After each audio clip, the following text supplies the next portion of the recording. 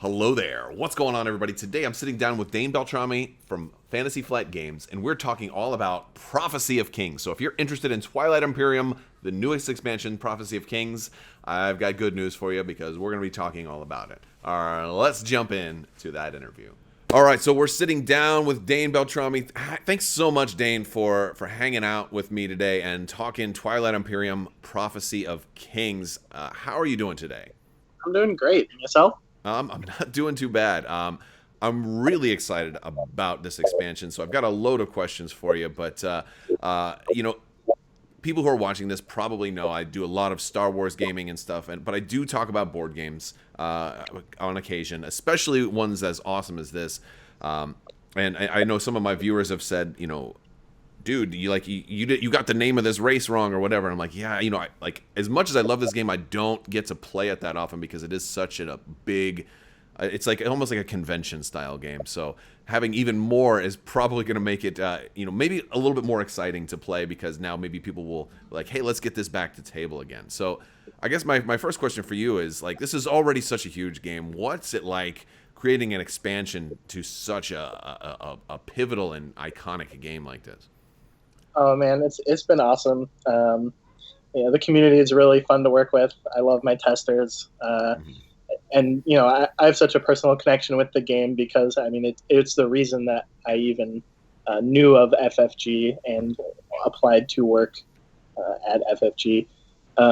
So it's definitely like a dream come true type moment, especially too because with TI4 core development.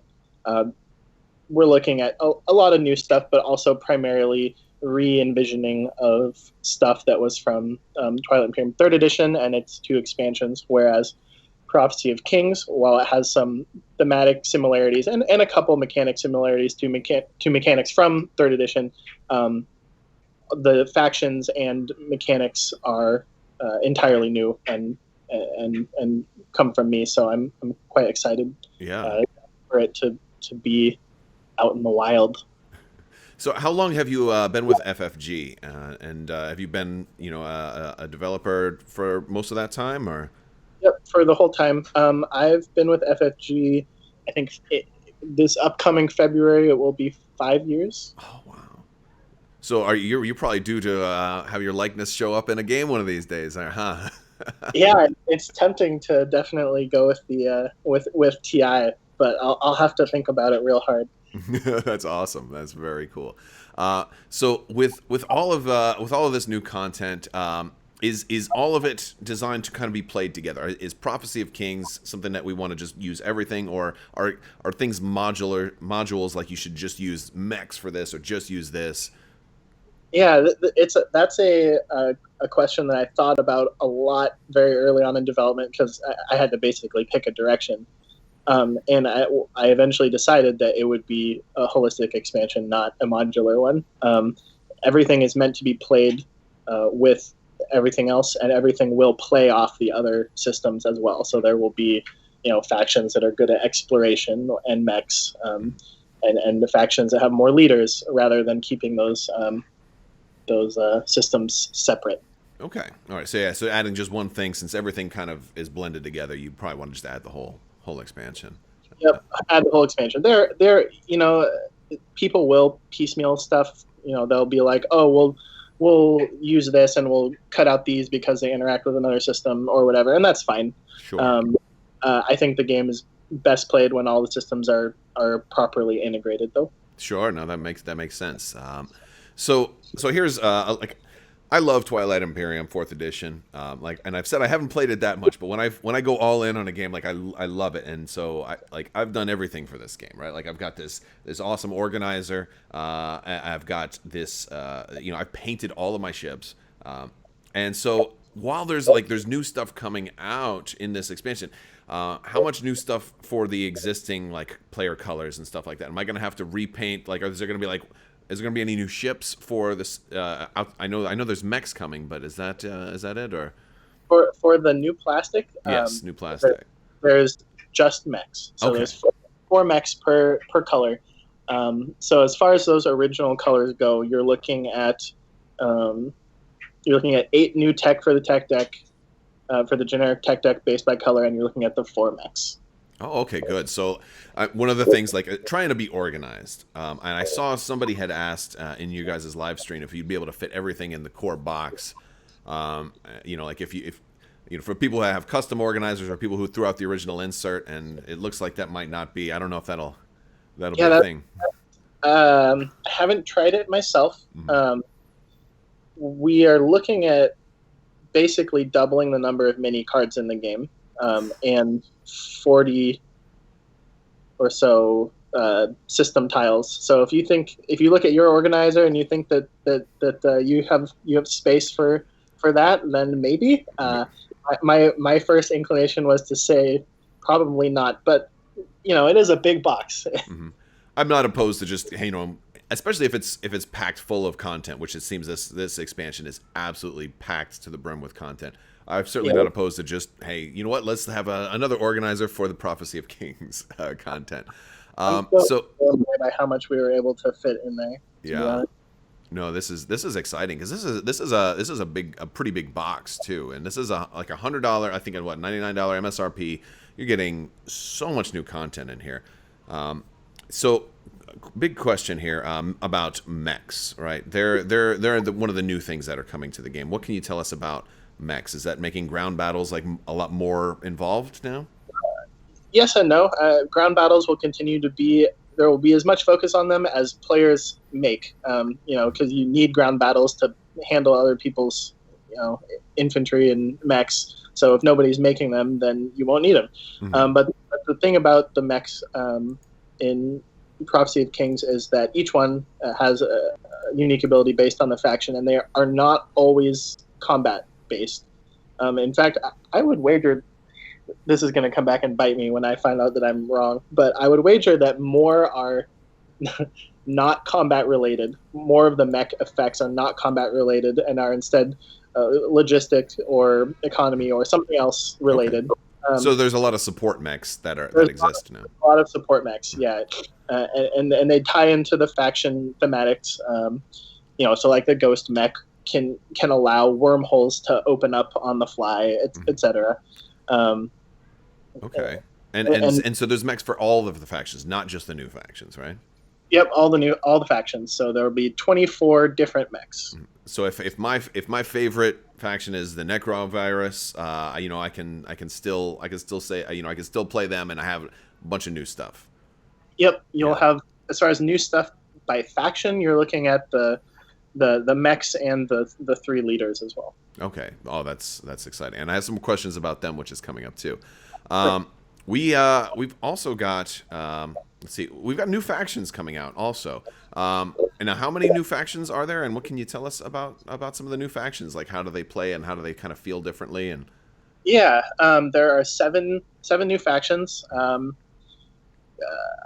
I tried to make all of them interact in some way with new mechanics, and they all have something different. There's no one thing that really unifies them all, I guess, except for thematically they're all tied to this event in Prophecy of Kings. But yeah, you have the faction that's good at mechs and exploration, the Nazraka Alliance. You have a highly kind of diplomatic, scheming faction, the Imperium, who starts being able to explore deep space. They all have new tech as well. So all of the new factions will start with at least one of the new technology. They all play with something very different than the core game factions. I would say the most vanilla of them is probably the Argent Flight, and their whole thing is just a focus on destroyers, which in TI4 there is no faction that has special destroyers. I saw that they can carry their destroyers gain a carrier ability, right? They sure can. That's awesome. I really like that too, because I know in and one of my games in Twilight Imperium 4th edition, I focused very heavily on cruisers because they were fast, but upgrading cruisers, and it was nice kind of doing a non-standard fleet. And that's one of the beauties of this game is you can play the same faction every single time and build it differently. each time you play it, which is kind of a daunting task with so many factions already in the game and so much gameplay already in this game. So I guess the next thing I want to talk about is heroes and commanders, and you've got all this is something new that every faction has. So what can you tell us about these? Is it just the 3 cards per faction? It's the 3 cards per faction. Yep. So each one of the agent, commander, hero has a different method of use and being unlocked. For the agents are the only leader that you start with the ability to use, and it is exhaustible. So you use it, and then it'll refresh for the next turn. And they all kind of have wording that allows you to use that leader to help out another person if you want. So you can kind of sell the leader effects, I guess, if you use them as a negotiation tool. Like, if you don't go here, I will allow you the use of my leader, for example. Okay. And all the agents have that. So even right out the gate, you have some negotiation tool and some tools to interact with other players. The second type of leader, the commander, each one of those has an unlock requirement, and the unlock requirement for a commander varies by your faction. So it could be build a bunch of mechs, control a bunch of planets that have high resource or whatever. It's going to be different based on the faction, and the goal is kind of going to be tied to that faction's thematics. And every commander's ability is completely passive. So once you unlock it, it's just going to be active and it'll trigger whenever. The other kind of special thing about the commander is that everybody has a new promissory note called Alliance that allows you to lend the use of that commander's ability to another person permanently. And you're not giving it away, you're just allowing them to also have it. So you can kind of basically let another player have one of your faction abilities, which is wow, big. And there's a lot of cool combos, that you can make using those if you're willing to ally up with somebody. That sounds great, but at the same time, most of the people I play with will never don't ever want to give anybody anything. And there's very little diplomacy in most of my games, so I'll be like, come on, please. Yeah, you just gotta take the Iron Fist approach. You say, give me that or I will. Yeah, that could work. That could work. And then you start making enemies at the table, and then all of a sudden your home planet is destroyed or taken over. All right, so and the heroes are the last type of leader, and they have a global unlock that is the same for every faction, and it's just have 3 scored objectives. And the special thing about heroes, of course, is that they are once per game use. So you will use them, and then they will be gone. And they typically are, big, flashy effects that have a pretty major effect on the board state, or can, with the proper planning. Sure. And I'm excited for those. And that's kind of like a feels good moment for any player, because I looked at that briefly and I was like, well, in a game like this, especially if you're going to have 8 players sit down and play maybe a game that might take them most of their day, there's only going to be one winner. So how cool is it if everybody at least gets to do something noteworthy or something high five worthy, or that was a cool moment, because then that's almost like a minor victory, right? Yeah, I've lost a lot of Prophecy of King games as the ghosts, but been pretty happy just because I got to swap my systems around, which is the hero. Lets you trade the place of 2 systems that have wormholes or ghost units, and that can make for some really silly plays. And it's satisfying. So do these have to be unlocked sequentially? Is it possible to unlock your hero before you unlock your commander? Yeah, it's totally possible. Okay. For some of the harder commander unlocks, if you don't focus on it, you just may never see your commander. But almost everybody will get their hero. Almost everybody. Yeah, generally, by the end of the game, if you haven't scored 3. You can manage to score 3 points by the end of the game. Yeah, that's... Or 3 objectives. Yeah. Well, yeah, that's kind of usually one of the... And do secret objectives count towards that as well? They do, yep. Okay, excellent. All right. Let's see. Now, with all this new stuff that's being added, like Twilight Imperium 4th Edition is already a long game. Yep. By most gamer standards. I know some people can play it in like 2-3 hours, and like, you know what, that's awesome. But how much time do you think? And I know this is probably a rough question because it's going to be subjective to whoever's playing it. But like, can you give us a rough idea how much time all this new stuff adds to the game? It's just so hard to predict. Games with Prophecy of Kings, especially with new with players who are really familiar with the game and then want to stop and read everything and read every other player's abilities, yeah, they're going to take longer at first, for sure. I mean, I can't guess how much. I mean, a lot of that's going to depend on how prone to analysis paralysis your group is. Sure. Especially with the agents in play. The agents, knowing that you can negotiate with another player for the use of an ability means that you kind of want to know what all of your friends' agents are, and so if your group is already prone to negotiation, it could definitely ramp up the time while everybody's getting used to it. In the end, once you're familiar with the new components, it may add time, it may not. With all the new options, it kind of means that the rounds are going to be longer, but with so many new ways to make things happen, a lot of times that means that you'll never have a round where people aren't scoring. So, that can basically mean that there are less rounds overall. So like you may play one round less, which can shave off a bunch of time, and hopefully make up for the time that's added by the longer rounds. But I just have no good number for this because it's kind of been all over the board. Sure.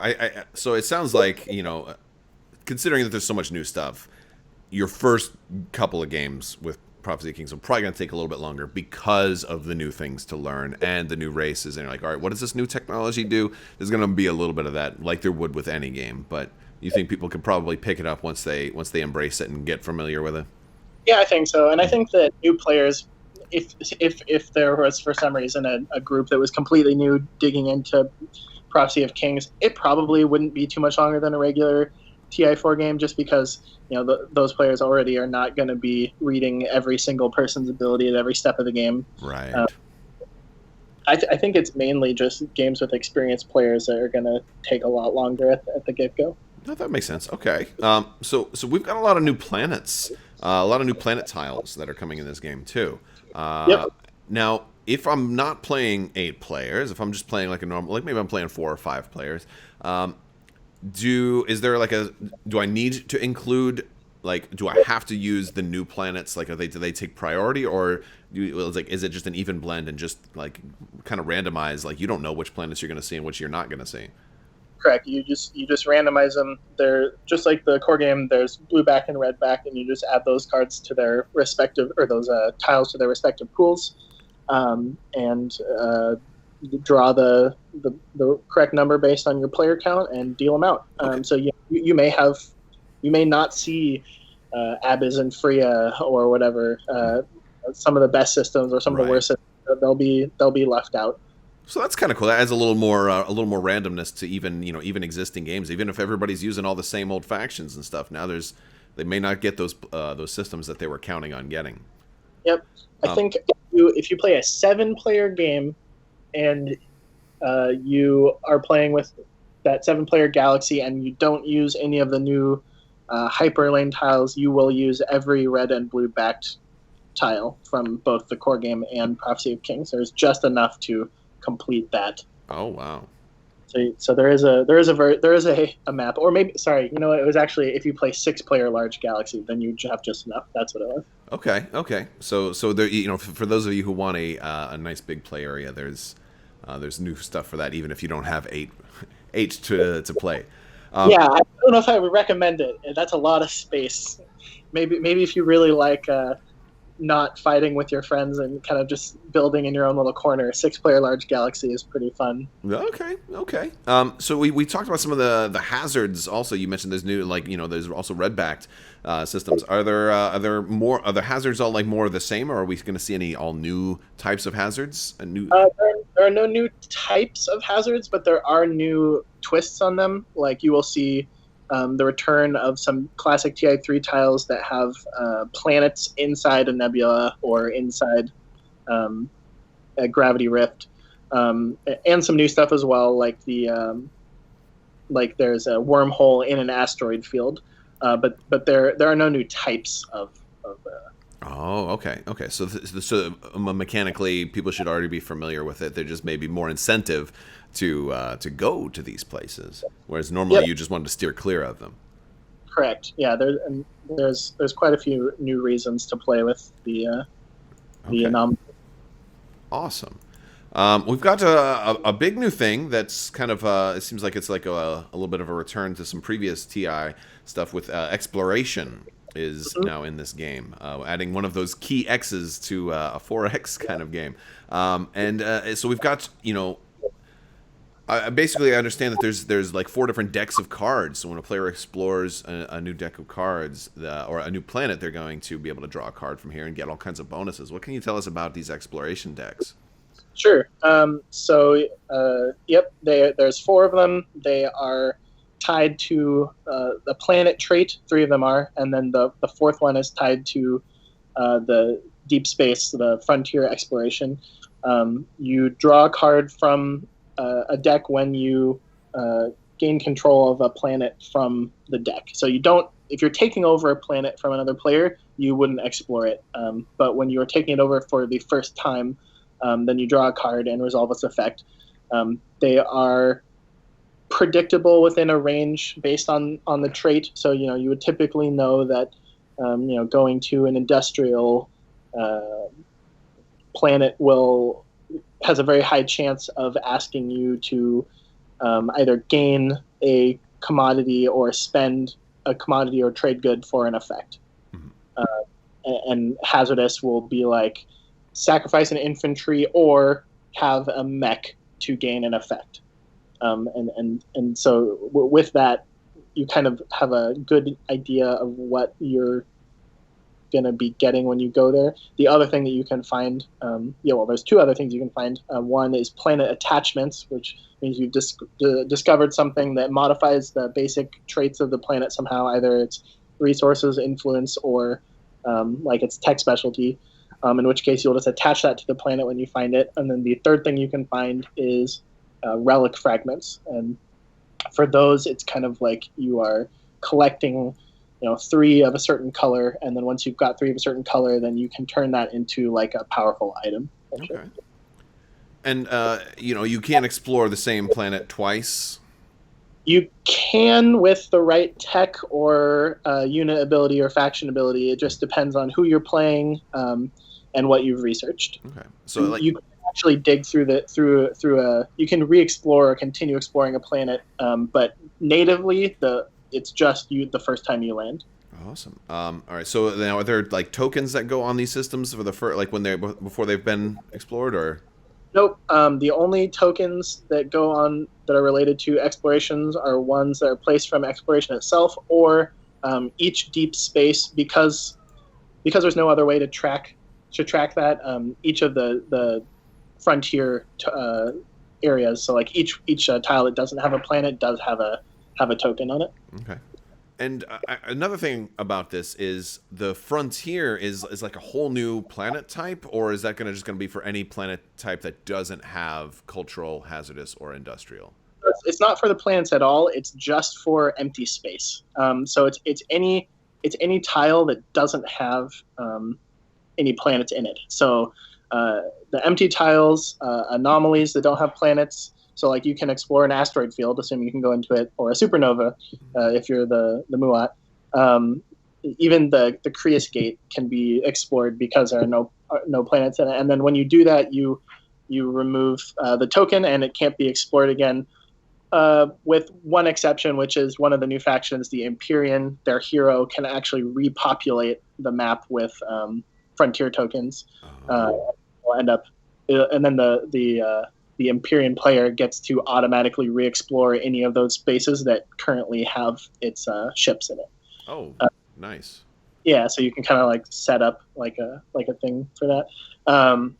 But the only other caveat here is that in order to explore frontier tokens at all, you need to have one of the new tech, Dark Okay. Energy. Yeah. And every faction has access to that tech? Every faction has access to it, but the only ones that start with it are the Empyrean. Okay. So they're definitely explorers. They're definitely explorers. They're kind of like explorers and diplomatic scheming Oh, type. I like them. Are they fun during the politics phase? Yeah, a lot of their negotiation tools are aimed at actually like mid-round stuff, like allowing other players to move through their ships or allowing other players to move further. But they do have some negotiation tools for the agenda phase as well. They have the ability to give out a promissory note that if another player votes the same way as them, it kind of gets an extra boost, so they can kind of give it to somebody who's politically aligned with them and kind of tip the scales in their favor a little bit. Nice. Oh no, this sounds all of this sounds like a lot of fun. Now there are planets that are just like basic planets, right? That don't have cultural, hazardous, or industrial, right? Just home systems and Mechs. That's it. Oh, real? Okay. Okay. Well, there we go. Yep. You cannot explore home systems and you cannot explore ranks. Okay. That was, I think, my last question about that. All right. So let's see. There's another thing that you can get from here called relic fragments. Yep. And those seem like those are like one of three, like a key. So once you get three of them, you can get something super awesome. Yeah. Yeah. Can you tell us a little bit about that? Are they unique to, like, do you have to have cultural relic fragments, hazardous relic? Like, do you want to focus on a specific planet type? Yep. So each of the deck has a different number of relic fragments, and you need 3, unless you are one of the faction or one of the new factions allows you to trade in 2 rather than 3. But yeah, you get something cool. You get a cool relic for completing it, and each one is different. You get it at random. And you can actually trade the fragments as well. So if you have a neighbor who you each have 2 of a color, and then one of whichever the other person needs, you can exchange those as part of a deal. But once you've got that relic, you can't trade it. But they tend to be pretty cool. So they'll either be like kind of like these useful ongoing effects, or these like one-time like really nice effects. Oh, that's fun. Tend to break the rules of the game. So like one of them lets you pull action cards out of the discard pile, or one of them lets you destroy a planet completely. Yeah, I saw that there was like a true Death Star thing. Yeah. I love it. Stellar Order just lets you wipe something off the face of the game board. And now turning in relic fragments is also an action too. Yep. And sometimes you want to stall. So is there a limit to how many relic fragments you can have? Could I maybe just stockpile them till like a key turn where I need to really stall, and then just do like turn in. There's not a limit. Realistically, you're not gonna, unless you're the Nazrakah, maybe you could collect maybe like up to enough to trade in for 3 or 4. I guess the question is saving it for a 3-turn stall worth not having those effects earlier? Mm-hmm. Probably not, because a number of these are effects that are ongoing and exhaustible and usable each turn, which means you're giving up whatever it is you would have had otherwise each turn for a stall. But yeah, who knows? People end up planning out crazy things ahead, and if they know that they don't need whatever the relic fragment is, but they need a stall, like totally. I need to betray all of my allies on like the final turn of or like one of the last turns, but so I can't, and so I'm going to take warfare and stall, and now I can wipe out this guy's home system, and he never even saw it coming. Yeah. Yep. Kind of thing. Which is, hey, that I've seen things like that happen. For sure. Yeah, no. So no, I'm really excited about this game. It looks super fun. I'm really excited about everything that this adds to the game. I am gonna have a lot of mechs to repaint and two new faction colors. We've got orange and pink for the Yep. new faction or for the new player colors. And oh man, I think that's kind of wraps up all the questions that I have.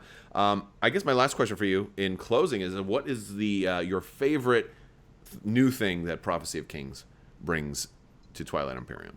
Oh man, I've been asked this question a couple times, and I feel like I always give the same answer, which is I love the Ghost Heroes swapping of the systems. Sure. But I feel like that's like a You know what, you can give your top three. I'll I'll be give a my little different. sure. I'm so Ghost Hero swapping. I really enjoy the just the whole system of having and trading relic fragments is really amusing to me, especially when a player builds the hot potato point, like unexpectedly, and then becomes a huge target. They're like, "Oh yeah, I've got a victory point that now people can take from me by fighting me," which is occasionally disastrous. That moment's also really amusing for me. And then I think the new Sardak Nor abilities that let you skip having carriers and just jump infantry between planets. Oh. So that's their commander. So it's not even just the Sardak Nor using it, but the Sardak Nor lending that ability to other people has led to some of my favorite. Oh moments. yeah, that sounds insane. So like, Yeah, Arborek jumping planets and then producing on the new oh planet. yeah, because they're the ones that their infantry are like spores and just kind of grow new people, right? Yep. And then the Sardak Hero can do something kind of similar. It lets them basically crash land after moving ships into a system, so they can bring a whole bunch of carriers into a huge fleet and ignore the fleet, crash land all the ships onto the planet, and then just ignore, like, their ships die, but all their stuff just skipped the space battle portion, so they can do the sort of like home system or Mechatol invasion, just Sure. and just completely ignore the fact that there was a fleet there, which is a lot of fun. Awesome. I do have one more thing I actually want to ask you, and this one I just saw it recently, and it was kind of new. I've kind of been under the radar, but you guys just had a Codex that came out, right? Or a new. Yeah. Tell me a little bit about this, because there's some like errata and some also some cool scenarios in this. Yep. So basically, the Codex had there's a short section on errata, which just to kind of, because I know not everybody was aware of like the Living Rules reference or whatever, just to be like, hey, all this stuff is errata, please pay attention. Mm-hmm. But also then there's new stuff, which is the Omega components. And the Omega components, it's not explicitly errata. It's kind of like me acknowledging that these components were not really utilized very well in the core game. Like they didn't end up being as good as I thought. So it tends to be like promissory notes that never get traded, or faction technology that never gets researched. And so these are like revisions to those that kind of make them competitive again. Okay. And then the other type of component in the Codex is that there's just new stuff. So there are 20 new action cards, and those can be played with, Prophecy of Kings or just with the core game or whatever. And so those aren't replacing anything. They're totally new. Okay. And then, there's a scenario, and future Codex volumes will have more scenarios in them. This one was just kind of meant to be like an Argent Flight, one of the new factions teaser. So I don't really look at this one as like a, like a evergreen scenario for people to return to like again and again and again, which I do hope future scenarios will be. This is just sort of like a, hey, Prophecy of Kings is coming. Check out the Necrovirus playing with all the new Argent Flight tech. Okay. Sort of like it adds a little twist to it, and I've been kind of tracking people playing it, and it seems like people are enjoying it. It's sort of just like a goofy scenario to play, but Is that something people can play now, or will they have to wait for Prophecy of Kings to come out? no, they can play it now. So it Awesome. basically comes with these, or it comes with the information for these 2 cards you can print out, which is the Argent Flight tech controlled by the Necroverse, basically. Okay. Now all these cards, they're like basically like you talked about the new action cards. This is all print and play design It's all stuff. print and play, Okay. and there's no plans currently for like a physical version, Mm-hmm. and I wouldn't expect that there would be until like perhaps maybe if we were like done with the Codex system and we're like, all right, so maybe in the future, like the far future, but Sure. don't expect it no time soon. Okay. Okay. And I think that's about it. Now, for anybody who doesn't, maybe doesn't download stuff, is the existing versions of these cards, they're still good enough to play with if you're just playing casually with your friends. I didn't want anybody to feel like obligated to play with these cards. I see it more as like, you're a TI enthusiast. You've got games under your belt. You want to, put some time into figuring out how to incorporate these cards into your game because you know these cards. These are cards that you already know that aren't seeing play because Sure. you're all experienced players and you're like, well, this is just a terrible card and nobody will ever research this. Okay. So it's more of an advanced option, option A, and versus option B that you can, that sounds like a really cool idea. Yeah. I might revisit that stance if there ever were a physical product. I might be like, yep, replace them, done. Sure. But for now they're just. I won't not play with them personally, but it's. I imagine you probably played Twilight Imperium a decent amount, right? You're pretty familiar with the game. I played it a couple times. Yeah. Yeah, a couple of times. All right. Well, Dane, thank you so much for sitting down with me, talking about Prophecy of Kings. This is coming out in, I think, November is when we're looking at seeing this. That's correct. Okay. Well, I'll make sure I get this pre-ordered because I can't wait to see. Thank you for sitting down with us today, talking about all this great stuff. This Codex is available. Is it available at Fantasy Flight Games on the Twilight Imperium page? It is, yeah. Okay, awesome. Well, guys, check it out. Big thanks to Dane for talking with us today, and thank you so much. You have a fantastic day. Thank you. See ya.